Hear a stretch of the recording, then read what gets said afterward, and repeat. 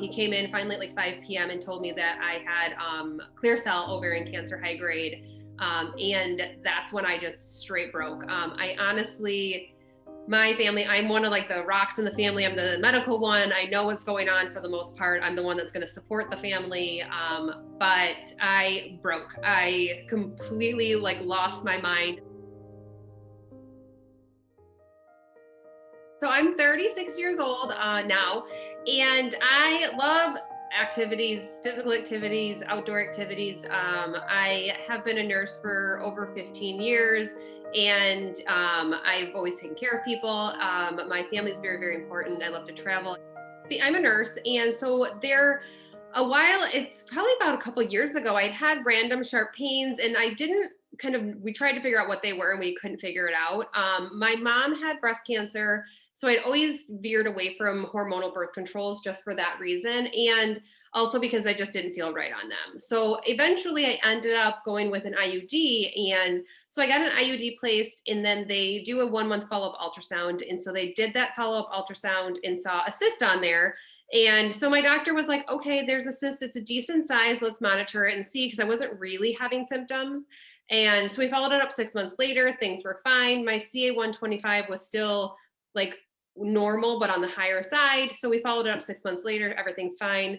And then at my 1 year mark, she had done another ultrasound and had some concerns that it had changed.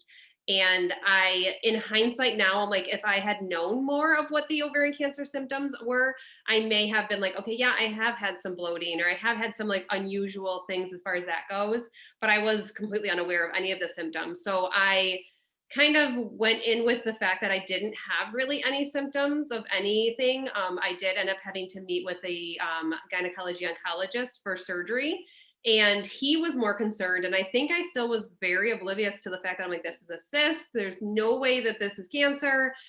He's telling me all about all the the surgery, the hysterectomy, all this and that. And I'm like, we're having a cyst removed. I'm like going back to work in 3 days. It's going to be laparoscopic. So I feel like I went in pretty optimistic, probably about 4 minutes after I got to pre-op, when they did a urine pregnancy test, and it came back positive. That I was like, that's not good. So they had to do some blood work, and they kind of were trying to convince me that I was pregnant, and I knew very well that there was 0 chance of being pregnant. So I knew that that's not a good sign. You don't have a positive pregnancy test. A tumor can cause a positive kind of pregnancy test, but just nothing, not being pregnant can do that. Wow. So that's when I kind of started having like oh no, this is not good. I had to go into it positive. I knew that I had to go into it with my head on straight. So I had told my doctor, we're going to go in, we're going to remove like the right ovary, we're going to do the cyst, and then we'll make a plan from there. I was not willing to sign consent to have a hysterectomy. I wanted kids still. I hadn't had kids. So I was very much like trying to control what I could control of it. And he was very much like trying to lay out the facts of things. So we went in, like he finally said, okay, we'll do surgery, because he was still concerned about this pregnancy test. So I ended up getting admitted. And then my family was still all there. We went to the room. I kind of broke down a little bit and was like, it's cancer, it's cancer, it's cancer. And so no one really knew, because I told my doctor he wasn't allowed to tell my family until he told me, because I was the medical one and they don't understand. And so then my doctor came in the next morning, and he said, we have to kind of make a decision. We have to wait and see what kind of it is cancer. We need to see, he's like, if it comes back as this kind of ovarian cancer, we can just do chemo and stay the course. If it comes back as this, then we have to go in back for more surgery. So we just had a waiting game at that point. July 4th is when I found out it was a cancer. And then at that point, they'd done a lot of work with my bladder, and I couldn't pee. I had to get a Foley catheter put in. My electrolytes were all off. I was like a disaster on July 4th. So I was very much not myself. So my experience, I was in the hospital still from my first surgery. We decided that it was best. I was already had a bowel prep. A lot of times that if I was not in the hospital, I would have had to do a bowel prep again. So since I'd already gone through that, we kept me in the hospital. So having my medical background, I think made things a little bit kind of wishy-washy at times, where I knew what to expect, but then I also didn't want to expect some things. So I knew that I wanted to get out of the hospital. So I like, again, I'm a firm believer that you need to have communication with your team. You need to advocate for yourself. I was like, what's going to get me out of the hospital faster? What's going to have a faster recovery? I had talked to my doctor about that, and we talked about doing a nerve block versus an epidural at surgery time, because I was like, an epidural keeps me in the hospital longer, and nerve block would be less. And then I also begged my doctor not to staple me shut. So there's, the surgery was basically going in, you're making a giant incision from kind of right below the rib cage all the way down to the pubis bone, and opening up and taking out what needs to be taken out, and doing biopsies and checking things and all this and that. So it's kind of, you end up with an incision like this long, and sometimes I would kind of forget that I had this major surgery, because it is major. Everything's kind of taken out and put back together and this and that. And they looked at things, and I do feel that, it's one of those things that you don't kind of see that once you had surgery. You see like the actual incision. You don't see what they've done on the inside. My surgery was like 7 hours long, I think. So I ended up waking up in the recovery room with no nerve block, not any pain medication on board. They thought I was too sedated, so they didn't do it. And I was in excruciating pain from not having that. Still do not regret the fact that I didn't do a epidural, because once the nerve block worked, it was, really, really good. I, as a, pediatric surgery nurse, I knew that number one was I had to get up. The next day I got back out of the OR probably at, I don't know, it was probably 10, 11 o'clock at night is when I got back. So I was also very firmly telling them before surgery that I didn't want to remember going into the operating room. I remembered going into the operating room my first surgery, and I remembered it was just cold and sterile, and I was alone and I was scared. So I begged the anesthesiologist to give me some more like kind of medicine to keep me like kind of in la la land before surgery. Again, a little bit of my control, just wanting to kind of not be there at that moment. I feel like a lot of it was just trying to escape those moments. It was probably at least 3 months until I could do like a sit-up. Like I kept getting mad that I would do sit-ups, and if I could do them the next day, I was in excruciating pain. And I everyone would be like, you did have a major surgery. I had to be like reminded all the time, because I was so mad that everything else was starting to work and that was not working. Right. So I kind of kept I played the whole game that I tell my patients this, like, if it hurts, don't do it. If it's sore, it's kind of okay. So I kind of went with like, okay, like I just can't do abs. And I would every like once a week, I would try to do it again. And then I would be like, not time yet. So I kind of just kept playing around with that. So I probably would say at about 3 months, I was like fully surgically healed. But probably at about like 6 weeks, I was feeling like much more my normal self. So I lost all of my hair besides my hair in my head. I lost probably about 25% of my hair. So it was still very nerve wracking all through chemo that I would like wash my hair, and then like there'd be hair, and I'm like, oh my God, I'm like, is it going to be too much? My hair did decently thin. So with the cold caps, I had to I think everything was like all natural I needed to use. I could only wash my hair in ice cold water. So I would have to like take a regular shower, then get out of the shower, hang my head over the sink, wash it with ice cold water, no blow dryer, no heat, no nothing. So it was kind of, at some point I'm like, this is worse than just shaving my head at this point. But my chemo, my doctor decided to do dose dense chemo for ovarian cancer, where it's carboplatin and Taxol. So I did carboplatin, I did 6 cycles. But since it was weekly, I did carboplatin every 3 weeks and then Taxol every week. So I would get, starting out, I do both of them. And then the next 2 weeks, I would just do Taxol. And then the week after those 2 were done, I would start up the carboplatin again. My carboplatin and Taxol weeks were miserable. It was like my double chemo week. I was there much, much longer. It was the week that I would get the sickest. The first chemo, I kind of was very surprised and like, this is easy. This isn't that bad. And in hindsight, it's funny to me because I feel that that's where everybody kind of is. Like, you've never gotten chemo. Your body's kind of like a little bit adjusting. And then like, it's like round 4. I'm like, oh my God, I basically might be dying. Like, what is this? Like, it's much worse. And you kind of still try to play the game. You're like, I'm not that sick. I'm not that sick. And it gets harder, obviously. We started adding on Neupogen. So I would get my double chemo, and then the next week I would get like just the Taxol. And then the following week I would get my Taxol and then the Neupogen. So my biggest side effects was, the number one was like the tired, the fatigue was number one. And then when I had the double chemo, it was like the nausea. Like would go from the, like, normally like I didn't really have an appetite. With the carboplatin and Taxol, I was super nauseous. There's only a couple times that I actually got sick. I was very much, I'm not a person that's a puker. And so I kind of was like, we want to do everything not to. So I pretty much ate blueberries and goldfish my entire chemo because it was the only thing that I liked and I tolerated.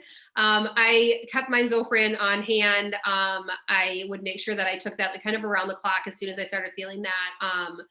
And I was very much where I just wouldn't eat. I kind of made a plan with myself that if I could, I tried every time we had a different round, I tried a new thing, which every single time it failed and nothing new was going to work. It was just chemo. Where like the fatigue, yes, I worked out. I only didn't work out. I'm trying to think of what days I didn't work out. Like I didn't work out on the night before chemo and chemo days. And then basically 4 or 5 days a week I worked out, and I worked 30 hours a week. It was because I had to work. I needed the money. I needed to financially keep myself afloat. And working out was something that was mine. So I was not giving that up. It was more that like I am a high energy person. So I kind of feel that like even like some of my friends would be like, okay, well, you're just like normal energy now. So like it's hard for me to be like, I was here with my energy and then now I'm here. And then during chemo, I'm like way down here, like I'm still functioning, but like no one really cared because I was still doing these things. And I'm like, you have no idea the energy it's taking me to do those things. Now I'm at the point where I see my doctors once every 28 days. My CT scans are spaced out. Initially, they were like every 8 weeks, and I think they're like every 12 weeks now. And they're going to space out a little bit as well until we finish the trial. The clinical trial that I'm in is there's like stages of clinical trials. There's some clinical trials or meds are brand new that they've never tried them on anybody. The PARP inhibitors, they've tried it. They just haven't tried it with certain girls. The IV infusion is stuff that they've tried with different kinds of cancers or different kinds of autoimmune diseases. So they knew the side effects to these medications. They knew what these medications would do to like kind of how people would tolerate them. So that made me much more comfortable with being like, okay, let's just do it. So the side effects of the oral medication, they lessen over time, where like in the beginning, it was a bunch of nausea. I was just getting back from not having nausea. So then I was like, oh my gosh, I'm like, now I'm taking like Zofran again and all that stuff. But so like nausea is one, decreased appetite. And then like, GI upset is a big one where like you just like a sour stomach kind of thing. And fatigue is another big one. Where I feel that every single time I go to my doctor, I'm like, I'm tired. They had told me that someone else was on the same trial and she slept for like 20 hours a day and they had to decrease her dose. And so they literally don't care because I'm still going to work and I'm going to the gym. I'm like, you have no idea. I'm like, I'm so tired. But it's not even like a tired, and it's some days it's better than others. It's more of a tired, like I just don't want to do anything. Like I want to sit there and like stare at the wall, and I'm totally fine doing that. So it does get very frustrating for me where I'm like, okay, I'm not making progress here. Why am I not? And like, some days I feel better. So it is kind of one of those things that I'm like trying to balance that where everyone's like, it's the new normal. People are like, you'll feel better after you're coming off of it. It's more in like, hot flashes, which hot flashes are part of postmenopausal, like surgical menopause. So it's kind of like where it's a new lifestyle, but I also firmly don't want to stay. It's like my new normal because I feel that there's certain things that are like triggers to people and certain things that are not to other people. Like to me, like telling me this is my new normal. This is not my new normal because this isn't going to stay. Yeah. I'm going to hopefully, as the years go, things will get even better as far as like, I'm hopefully not as tired. I pick back up my energy a little bit. So this is just kind of like the season we're in. So going on, this medication was hopes of one of two things. So some girls will go on this medication. So the PARP inhibitors are approved for some ovarian cancer. And sometimes it will help kind of stop the recurrence from getting worse. So it's kind of like where they are like, if you're no evidence disease, they want to keep you there. So the goal is to keep me there and to hopefully with immunotherapy and the combination is that either we've gained ourselves 2 years with this trial, before we would have a recurrence, or it's one of those things that we just hopefully don't kind of have one come back. So it kind of is where the goal was that, you're going to be on this trial for, there's a couple different options. You're either going to be on it till the end. You're going to be on it until I decide, I could tell them tomorrow, I don't want to do it anymore. And it's no questions asked, I'm done.